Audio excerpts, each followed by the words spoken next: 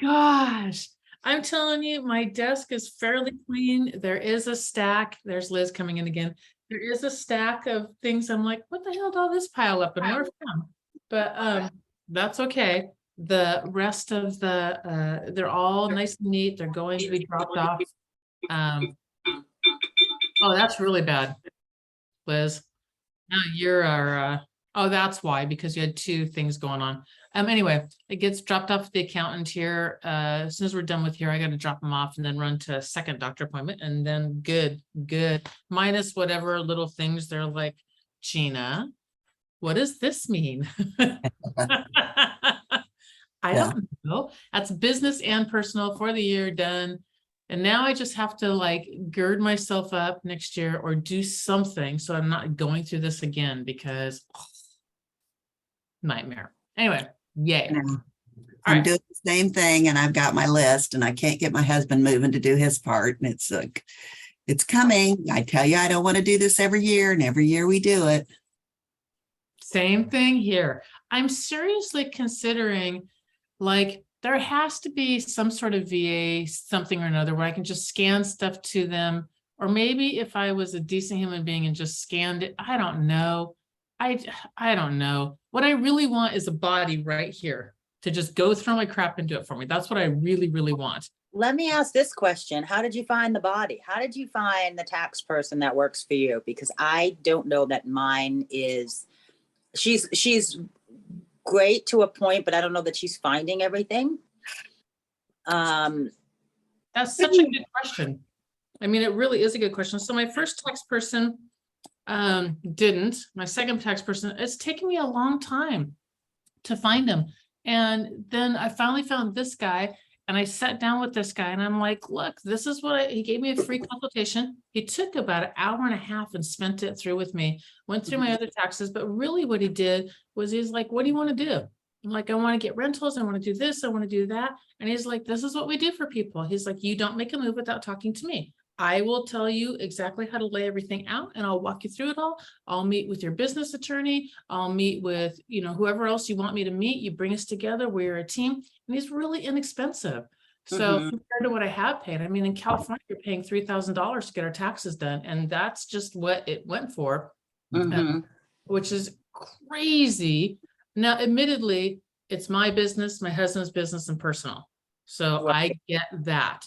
But I think I paid $700 last year for this guy to put all that together, which I think is a decent amount. It is. That's a fantastic amount. Yeah. So I really, really like him. But I think the big part of it was his willingness to sit down with us and just go through kind of our life plans and how to set up that stuff. That meant a ton to me. And if I ever have a question, I just shoot it over. I get an answer from him or his business partner, one of the two of them. Young girl, she's probably 40, a young girl that he's really trained up from, the last 20 years, he's trained her up. So they're good. Okay. And referral, did you find him through referral or you just found him through just found him? Yeah, what happened was somebody on the team referred another accountant to me and the accountant completely blew me off on every level. And I'm like, something is wrong. And I had told him to file an extension. He didn't. And so we filed and we ended up filing late. But then the guy wouldn't contact me and I'm like, look, if it's an honest mistake, it's an honest mistake. Just talk to me. I need to know what the hell is going on. And he wouldn't. I called the person back and I said, look, I don't know if your guy's dead, like not responsive on any level. And I said, just shoot something over, just see if he responds to you. And he responded instantly. And I'm like, no, it's me. And he is so sorry. I'm like, it's fine. It's totally okay. It really is. I just need to move on and find me somebody else. Like I can't deal with that. So I love my guy. Love my guy. And I don't know if I like Yelped him or read review. I know I read reviews of some sort. Somewhere I read reviews on him. Got it. Okay. I gotta find another person. I think she's just overloaded and that's okay. And but I just need someone to pay. I shouldn't say, I think I need a little more detail down because I just don't understand how we've been in the tax situation we've been in for the last 2 years. We shouldn't be with our dependents, with our corporate and real estate activities. We shouldn't be having the tax burden I think that we have. and I Right. don't know how to figure it out. I think finding a tax guy that's really, really good. One of the things that I do know to watch for is when they, and this is one of my things that I listen for, and I learned this from Robert Kiyosaki's tax guy, Tom Wheelwright or Wainwright or whatever his name is. Mhm. If you haven't read his stuff, read his stuff. He's very, very good. He's very entertaining. And he's good, and he will tell you what to look for and not to look for. And one of the things to look for is when a tax guy says that's a red flag, you shouldn't do that. He goes, what they're telling you is this, that is something that they might call into question, and then I might have to provide a bunch of extra work. He goes, but that's your dang job. Exactly. He goes, the tax code is written, he goes, if you actually read the tax code is written for the way the government wants you to live your life. For instance, government would like you to go to college, get a tax break. Government would like you to buy a house, get a tax break. Government would like you to invest and buy other houses for other people, get a tax break. He goes, that's what the tax code is written, and that's how it's meant to do. That's your job, is to go through and make sure that people are lining up to get every single tax break they possibly can. Yeah. So, so this guy, like I literally had a tax accountant, and I'll stop because I'm dominating this conversation. I don't want to do that. I literally have had tax people say you give too much to charity. And I'm like, but I do. And like, well, we don't want you to claim that. I don't care. Like they can get audited. Yeah, that's my point. I don't get that. This was back, 30 years ago, maybe, or so, 24, good Lord, a lot of years ago. And I didn't only made this much money. And there was like, if you would have audited me, it's like, here's my stack of tax documents. There's 3, Exactly. Don't And for care. me, it's not like I'm going to stop giving to charity. Like that's my Right. thing. So it's not like I'm going Right. to stop that activity. Yeah, so I save on want a tax benefits for it, Exactly. So Okay. anyway, that's read some of his stuff. It's really good, and that might help you. To fill Okay. it. All right. Good news, everybody. Mine's I did my taxes. Let's hear the rest of your alls. I know. Look Okay. at me. I'm like, and this is my first cup of coffee because I had to go get blood drawn. So this isn't even caffeinated that much. All right. What do you guys got? I'm trying hard to find good news. I'm like, I'm very, very, I'm in a hole today. Okay, you sit tight. We're going to help you with your hole. But let's start off. Bree, you got anything? I am plugging away at my broker's license. That is some good news. Wonderful. Congratulations. All right, Miss Liz, what do you got out there? I had some great conversations yesterday. I actually, the good news of today is my teenage son isn't going to hold anger against me for waking him up too early to get to work this morning because I had the wrong time. And so normally that would implode into a huge fight, and it did not. So I was apologetic, and he was like, "It's okay." And I'm like, "Wow, we're taking turns here. I didn't expect." That was wonderful.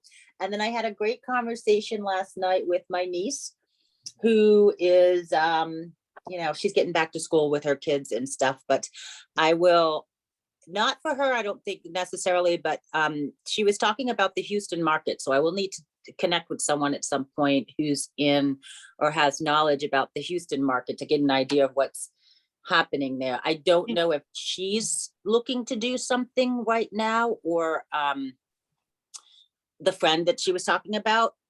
So I don't know what the status is, but I think something might be pending. I don't know when. I'm just trying to get a handle on what's happening down there. So Can you see Kay raising her hand and waving it at you?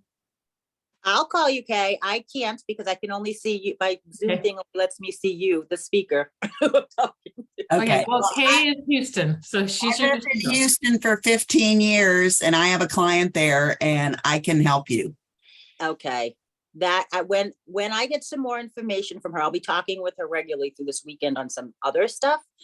But that came up on the radar last night, and I said, "Oh, I can definitely help her find, or her friend find, some resources down there to help her maneuver what's going on with the market." And I don't think it's a purchase situation. I think it's probably going to be a rental type situation. But I'm just trying to get a handle on if it's any way the same as what's going on in the Northern Virginia area, which is prices are through the roof, whether you're buying or renting, and trying to, connect them with somebody if they're going to do a move. I think they're looking to do a move from North Carolina out. Okay.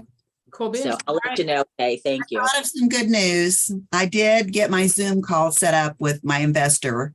Yay! And I'm hoping I'm really going to like this guy because I'm ready for something new and different. Cool beans. All right, well, you're in the hot seat, sweetie. What's going on? I'm going to try and talk about it without crying. Oh, okay. My big investor client that I have worked for and worked my heart out for a year, the way I was going to get paid was she was going to sell this land in Louisiana, and Gary and Sean and I worked on it. Well, her attorney, who I think is kind of a sleazeball, convinced her to take the listing away last night so he could lease it and she'll make more money, which I'm happy if she's going to lease it, but I get no money. And according to Gary and Sean, the attorney is doing tortious interference with our contract Mhm. because in the Okay. front part of the contract, it says, we have the exclusive right to sell, lease, blah, blah, blah, this property. Now at the bottom, it says sell. It doesn't click lease. So I don't know what that does. And I don't know. I've just been assessing the whole situation, and I feel like I've wasted a whole year of my life. And I feel like, she wants me to waste another year, and I'm running around doing all these rentals, and you get somebody in and then she raises an extra deposit and they drop out, and she doesn't take care of her properties. They're a mess. So when I get ready to sell them, she's not going to get top dollar. And she, I've been over backwards trying to teach her and educate her, and she keeps doing the same thing over and over and over again. And I don't know whether to walk. I don't know what to do. I don't know how to handle the situation. Oh, okay. That is so hard. And I really do feel for you. I really do, especially because it's been such a big deal and you have put so much work into it. Have you guys ever been in situations like this? What have you done? Where are you? All that. In Tennessee, in our contract, when we list something, if the seller decides to lease it or rent it, there's a clause in there, and then you set the amount that you get from them leasing it out. Is that in Texas? Well, I don't know. This is ironic. This is in Louisiana, and I Or co-broke in Louisiana? Sean. And, I have a call with Gary and Sean tomorrow, but she told me last night to delist it. So I don't know. I'm just sitting here, just reassessing everything. I'm just Look going over to the say, contract. I mean, exactly. Look over the she said she contract. would pay our out of pocket expenses, but that gives me nothing for my time. So I've got to have a conversation with her about, I think she's abusing me and my time. I want to speak to the contract thing first. It's not her decision. It's whatever that contract says. So Okay. Yeah. unpack and dissect that contract and see what Yeah. it says. You may be in a situation whereby the attorney does not have the right to, tell, instruct, or direct that now switch over to a different type of contract. That contract dictates what happens in the space period. So I would just unpack every aspect of it to understand what the contract says happens when situations occur. I mean, that's your first starting point in terms of the contract. The attorney might come in and say, oh, we're doing this. They don't have authority to do everything just because they have JD after their name. It all comes down to the written document, and what the written document dictates will happen in situations throughout the process. If it's still under a contractual obligation with you for some period of time, then you still control this until a court or somebody else tells you some sort of paperwork. I don't know how it works in Louisiana. Everything needs to be in paper here in Virginia. Something dictates that the activity is moving otherwise. And Yeah, I mean, we have a written contract, and the attorney asked for a copy of it, and then he told her to tell us to delist the thing, and that he was going to lease it, and that she couldn't lease the land to put solar panels on it, until we delisted it. And so Don't delist it yet. Don't, I don't haven't- do anything. I haven't done She any told you verbally or in writing to delist. verbally. Don't Good. do anything. Good. It doesn't mean anything because you don't have anything in writing. So just sit tight. Exactly. Just wait and In- have your call. In your contract also, is there a section that says if anything happens 90 days after we're delisted, I still get paid? So you want something along those lines, Okay. and then you want to read through, this is gonna, okay. There is a blessing in this, and this is one of the blessings. The blessings is, just like Liz said, live or die by the contract. Read through the entire contract. Highlight the parts that you don't understand, but really be looking for anything that has to do with this, because there's all kinds of little stuff in contracts that we can use in our favor. They're written for a reason. So really, really, really read through your contract. It's a Louisiana contract, not a Texas contract, correct? Okay, that's going to be good anyway. Read through the contract, because that is, like Liz said, that's going to dictate the first thing. You've got time before you're meeting with Gary and Sean. I wouldn't go to the broker yet. I would Right. wait to talk to Gary and Sean first. And then depending upon what that happens, then I might get the broker involved. And the reason why is because this is awful, but I don't want the broker to not understand, because it's Louisiana broker anyway, not Texas. I don't want the Louisiana broker to go, no, you don't have anything. I want to be able to go with, because Gary knows the law in all 50 states also, and I want to be able to go, but the contract says bleh. Exactly. And we are. Louisiana law will be different. They're very nuanced, very differently than some of the other states. And you want to make sure that if any nuances are going to happen in the contract, since it's still within your control and authority, and you need to maybe put in clauses that say, okay, if this is where she's going, we might want to make an addendum that says, or a clause in there that says, payment to us will be X, Y, and Z for time, spent before terminating. Have those conversations. Have those conversations with the attorneys in Louisiana law that are familiar with this, to know what you can do before you delist or terminate.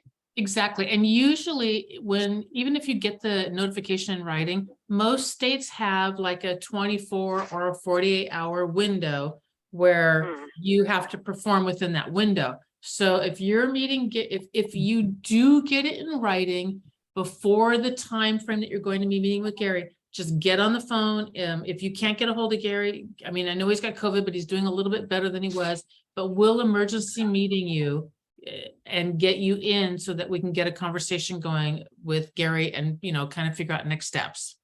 Right. Yeah, I have a call tomorrow morning at 9:30, and all I did was send her a text and just said, according to the contract, we're entitled to a fee even if the property's leased, and that's all I did. Perfect. Yes, Just sit There you tight. go. Yep. Yep. Just sit tight and hold. And the other thing I'm just going to mention here, Kay, because this is where people sometimes get turned around, and we know it because we work in real estate. Everybody jumps on an emotional roller coaster sometimes, and they're like, but, the law does not care about how anybody feels. They care about how you act. So just stay very focused and constrained to each circumstance as it comes up to you. I know it's an emotional, it's an emotional thing for everybody, but particularly for you, for the time investment put in here.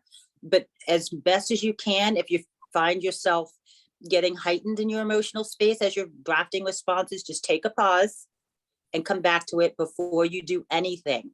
You just want to answer very matter-of-factly and address whatever the question is to the best of your ability, if you can. And if you're not, just take your time in response. Do not get emotional in your responses about it, because when they're looking and reviewing everything contractual wise and email communications, they just want to know what you did in that space in terms of action. They're not going to be concerned about, I feel like you should have done this.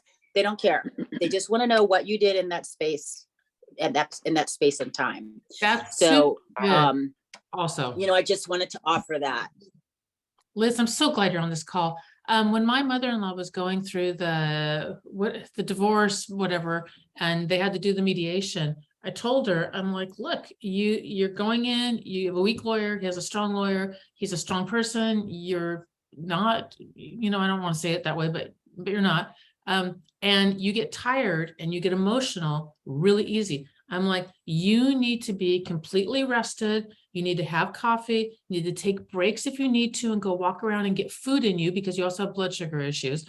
And you need to make sure that you're really like, you don't just get worn down and sign whatever. Don't do that. We had this conversation over and over and over and over. And at the very end of it, because it went like, I don't know, 8 or 10 hours or whatever, she broke down and she just signed whatever.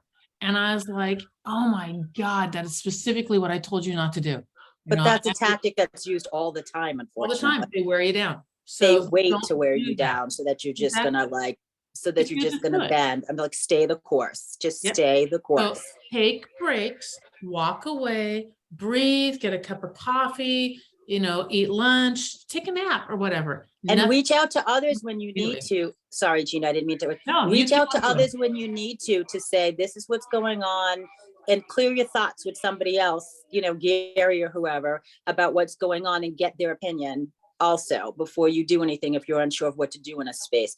And this might parlay a little bit into the second part of your question where you said, I don't know what to do with this investor and this relationship and the time I've invested, and not feeling like potentially feeling valued like in this relationship. And I would say, do the assessment for yourself in terms of, and I'm just going to speak because I had this conversation with my niece last night. You know the value you bring to the table and the services that you provide. Period. People know it and see it and are are happy to engage with it, or they're not. And there does come relationships have life cycles like everything else. And I would just say, weigh your energy spend on this relationship at this point. If she's going to go and defer to the advice of attorneys and other in her circle to dictate what she's doing in the relationship with you, then she's not in a relationship with you. She's there presently as a body, but she's letting other people be in charge. It's kind of like the conversation I've had with I'll just say my sisters. Good with one of them, not with the other. It's like, look, whatever we talk about, whatever we do in our relationship is between me and you. I don't want the other one coming in and putting in her ideas and then, recalibrating the whole thing. I mean, she's either in it or not. And I would say maybe take an assessment of your own self-care and energy at this point, and a review of the relationship with her, and see what it is that makes sense for you. You'll find other people. Right. You'll find other people. You will. And this one will do whatever this one will do, which sucks, and it just is. And the answers to learn your contracts really, really well, dive into some of us so we can help you through it. And it might be that you fire the person. It might not be. It might be that you have some sort of conclusion out of it. I don't really know. I really can't. I mean, I can't tell you. I do know that we've all lost deals and it sucked. And I also know that whenever I fired somebody, which I've only fired a couple in my life, in any given arena of my life, I've only fired one here, one there, one here, one there. It's always, when it's done, hugely empowering. And I always, after I'm done wasting time with this human being that just wants to waste my time, I immediately go pick up like 3 or 4 more deals, like quick, Yeah. that aren't the time wasting kind of deals. I'm not saying that's what's going to happen. I'm just saying that probably in your head, is that like your worst case scenario? I lose out on this whole thing. Yeah. Yeah. Then I'm going to tell you that if that is your worst case scenario, you're going to be okay, because it ends up being Yeah. a hell of a lot better than you think it will be. Yeah. If that's your worst case scenario.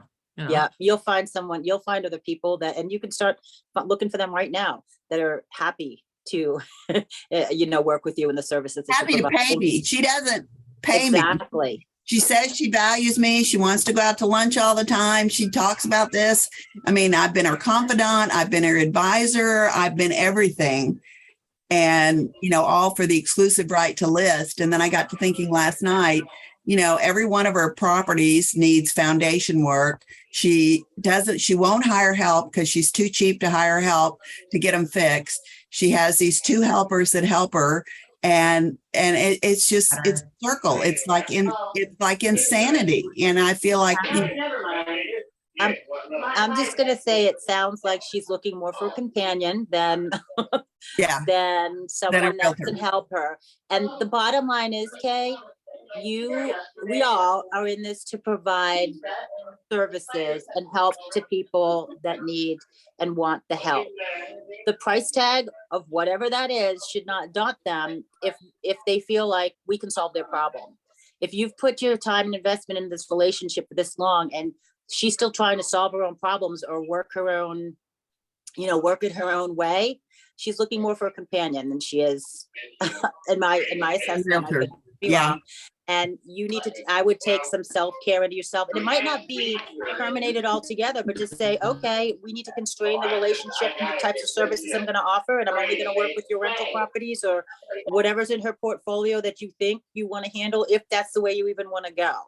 Yeah. But it sounds like she just wants somebody there to talk these things through. And then she's going to do what she, wants anyway. I've been there, so I feel for you. But at the same time, you will find the people who are willing and excited to work with you once you can kind of get your energy perhaps out of all entangled in this space. Yeah, that may be right. I just, and I keep feeling like, well, I have to honor my end of the commitment. And if I made a bad deal, I have to honor it. Okay. Yeah. Okay, I want you to stop right now, and here's why. A contract, if you read contract law across the United States, there are like 5 tenets. Liz knows these way better than I do. 1, the person cannot be insane. 2, there has to be consideration of some sort. 3, it's mutual. It's a mutual contract between 2 parties, both of whom have to perform. Otherwise, you have a contract that is not mutual. It's like, I don't know, a bilateral or something. Liz again will know the term for it. But she has not performed her side of the contract either. It's just like in a marriage. You cannot do both sides of the marriage. You can only do your side of the marriage. And if the other person doesn't do their side of the marriage, you are not a bad person for getting out of the marriage because the other person never did their side. The contract is mutual. I'm going to leave this up and going because I have to go to my other doctor appointment. I'm sorry. Guys stay on. Don't. You guys stay on and talk. I'm just going to turn my video off and I'm going to mute. But you guys stay on and just close out whenever you close out. Okay? Okay. I'm here if you want to talk a little bit later today too. Okay? All right. Yeah, I this was a big deal for me. It was a $1.25 million land contract. So there's a lot of money tied into it. And I kind of thought, well, if I get this sold, then, I'll make commission and I at least I'll break even. And, I don't know, just the more I see it and I talk to her, I educate her, and I've recently come to the conclusion that she lives in fear, and she goes to the attorneys and she has a property manager that taps into her fear. And she's so afraid of getting a bad tenant that she's got these unbelievable restrictions. I gave her a tenant. The guy works at Southwest Airlines. He makes like almost $3,300 a month to rent an $800 apartment. And she turned him down because he had 2 dogs over a pet deposit. Wow. Hey, if it does mean that you separate, I agree with that you don't need more possibility to pick up. What are you doing, man? You're all by yourself, huh? I lost but I'm on a call. Oh. I lost $1 million deal. Probably pretty You did? important. Well, the investor didn't. We were under contract, and then he pulled out and did some other stuff, but then wanted to do business with me again. You get any coffee yet? Yeah, a little bit. And I wouldn't do business with him again, and picked up more. So it's a hard pill to swallow, but it doesn't sound like she's listening to you. Like what Liz said, you're the professional, and it's hard when you've invested, but she has not. So Right. do you want to continue that relationship? Yeah. That's really where I am. I've just got to assess it and decide. Yeah. I mean, she's got 100 units, and to sell them all would be a huge commission but it was supposed to end this year. And then we went to see her contract. I spent 3 days with her in Louisiana, meeting her attorney and understanding that and helping her understand the partnership. And And then he said, oh no, the partnership isn't over until the end of next year. So now I'm looking at the end of 23 instead of the end of 22. And I'm looking at going through this for another year. I don't know if I don't know if I want to do it. And what would it be like if you were able to else with those terms that to you? Yeah. Take them out of, like if you have 5 deals, one is going to fall through. You know what I'm saying? Like always estimate that something's going to fall through and not follow and go through. Mhm. Don't make all your money on one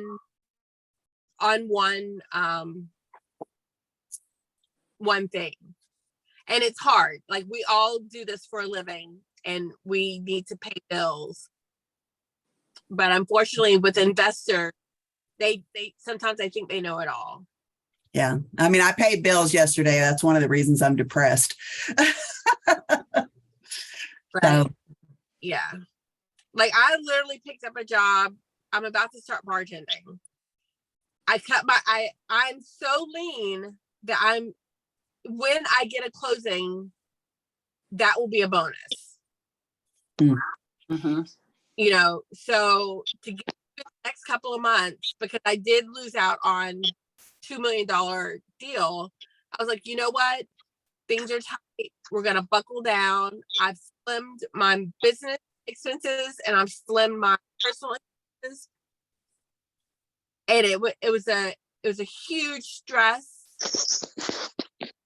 But you have to keep mind. yeah, that's what I've got to do. Yeah, I sat down and went through all my bills and I called all my cards and I'm cutting out everything that I'm not getting a return on investment for. I'm just cutting it out. Mm-hmm. And as far as the land deal with her, it's not over till it's over. So I would just say, play it out, see what happens. Right? Okay. But it's not solely for her to decide. There's a partnership in that contract between you and her, and that needs to play out however it's going to between you and her, not everybody else she's trying to bring into the space. So I would wait and see how that plays out and then look at the relation. And I'm not saying don't mourn this or be upset about this. This was a huge time investment, and to see it, like I said, I've been in this space with with a air quote friend of mine who did this to me twice. And it's, when she did it the second time, I was like, okay, I'm done. I like that you like going out and talking about these things and looking at investment properties. But then at the end of the day, if you're going to pull the trigger with somebody else and not, work with me, it's not high value and best use of my time in my business space. And, I reevaluated whether there was a friendship actually at all. So I would say assess all that for yourself. But again, in some ways, I look at this as rejection is your protection, because there's something there perhaps in that space that just isn't meant to be for you. And there's a greener grass somewhere else. You just need to free up your space to find those people, to find it. And I it's a hard and difficult pill to swallow, because for some reason, I don't know why people don't think that, with us in our industry providing service, we don't have bills to pay too, and should expect the value of our services to be paid appropriately. But, your people are out there, I promise you. They just think we have lots of money, that's all. Thank you. Yeah. Yeah, right. Yeah. Well, Maybe you can continue the relationship after you get this done and say you won't talk about, real estate and things like that at all. But if they want to refer you to business, that you'd be welcome if you like her well enough. Yeah. And then maybe she'll come around. But I don't know if you want to deal with all that or not. You may not. I don't know. I've got to assess, like I'm supposed to meet a contractor, after this call, and I'm doing that for free because she doesn't pay me for any of that. And then I know what's going to happen. I know it. And I know I'm doing the same thing, and it's insanity. He'll go over there, he'll get excited. He'll give her a bid. She'll say it costs too much. And then he'll say, well, I'm not going to work for less. And then nothing gets done. Right. That's the pattern. And I'd perhaps stop offering those services to her for free. Yep. Charge. Your time is valuable. swore I Right. wasn't going to do it. And then I accidentally scheduled with this guy and I thought he was looking at the apartment and he had been a contractor that had been out of town and called me and I met him there and then I realized what I'd done. So I went ahead and showed it to him. But yeah, I'm going to go do something different. I've got to. Talk to Gary about setting up a fee schedule for something like that. Yes. Yeah. That's a good idea. exactly. That's what I was thinking too, Brianna. Yep, exactly. Yeah. Mm. Because I do property management and there are different things that are outside of the scope of a property manager.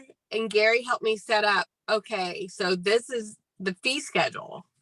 And I Mm. also bought a book called The Landlord, something about, getting other creative ways to get paid outside of the scope. Okay, Right. I'll do that. I'll add that to my list for Gary tomorrow. Are you feeling better? Yes, thank you. I had a rough night. I've been depressed since this whole thing happened. And yesterday I just paid bills, did some computer things, talked to some folks. I didn't really go out. All my meetings were Zoom meetings. I did my Alpha House board and I just kind of stepped back and said, I've got to reassess. Well, Well, that's just like, yeah, that's okay. And just like Gina taught you how to say no to those investors who are just like, oh, just send me your list. And it got you to the place of scheduling with an investor who's like, oh, let's have a Zoom call. Yeah. You can build your muscle in this space too. Just, know what it is that you are willing to offer for free. What is your fee is for other services. People that know or feel like you can help them solve their problems or work on their goals will not even blink at it. They won't even blink at the prices you put out there because they see the value of what you're bringing to the table. When you all work with investors, do you get a signed agreement that they'll pay you, or how do you, if you're sending them some properties, how do you know you're going to get paid? Do you do a buyer's rep with them, or how? Gary has a form because a lot of times I will do off-market properties. Yeah. Talk to Gary. When you talk to Gary, ask him about that form, and it's some kind of agreement. I've got to find mine, but in essence, that they won't pull the rug from under you. Yeah, that's what I want to make sure. I mean, I've got a big heart and I'm very generous and it's eating my lunch. So I've got to make sure I protect myself and get paid. Protect yourself. So Gary has a form for that. It's when you work with investors, and I have them sign that because a lot of them won't sign buyer's agreements per se. Right. But this protects both of you. It really protects you. And like Liz was saying, the contract is the lay of the land. So protect yourself with everything in writing. So when you meet with Gary, have him send you that. It's not state specific. Good. Okay. I will. I may shoot him an email and see if he can send it to me. He will. Yeah. I didn't know he had COVID. I'm so sorry he had COVID. No, I didn't know that either. I'm sorry Yeah. about Neither. that. I wondered, I jumped on a book call late last night and I wondered, but I didn't know. Yeah. I had a call with him earlier this week and he was talking about a scratchy throat, like the same symptoms my kiddos had when they had COVID. Yeah. Well, I'll tell you, it's out there. It's not fun, but Yeah. at least people aren't dying like they were. So, Yeah. well, thank Yes. you all. You guys have been No way. amazing. I'm so grateful for this group. Thank you. We're We're grateful for you. Okay. Thanks. Okay. Have a good day, everyone. I've got to Okay. jump. Okay, Bye-bye. bye. Take care. All right. Bye-bye. Bye-bye. Good to see y'all. You too. Bye-bye. Bye.